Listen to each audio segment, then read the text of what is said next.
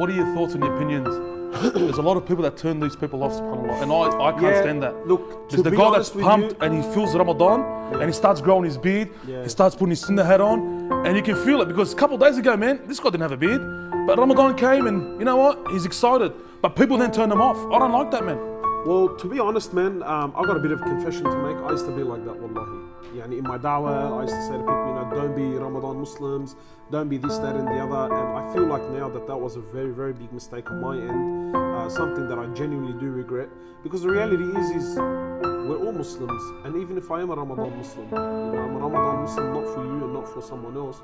I'm a Ramadan Muslim for Allah subhanahu wa ta'ala. And that's something that's so amazing about Ramadan, that you don't find in theory. You know, like sometimes when I'll be speaking to people and they tell me, you know, what's so amazing about Ramadan? There's something you can't explain, bro. It's a feeling, it's a blessing. Look, it's the greatest month of the year. And why would you turn this guy off? Exactly, it's the year that Allah subhanahu wa ta'ala chose. Now, I know sometimes the action can come across as hypocritical, that, you know, look at this brother, look at this sister all year round. They're doing, you know, this, that, and the other. And now, all of a sudden, the first day of Ramadan, he's pumped. Yeah, but the Prophet does say, sallallahu alaihi wasallam, you know, he says, don't assist shaitan against your brother or your sister.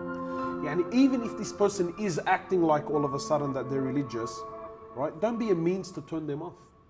Because the month of Ramadan is special. No, what if it is special, and people do want to change.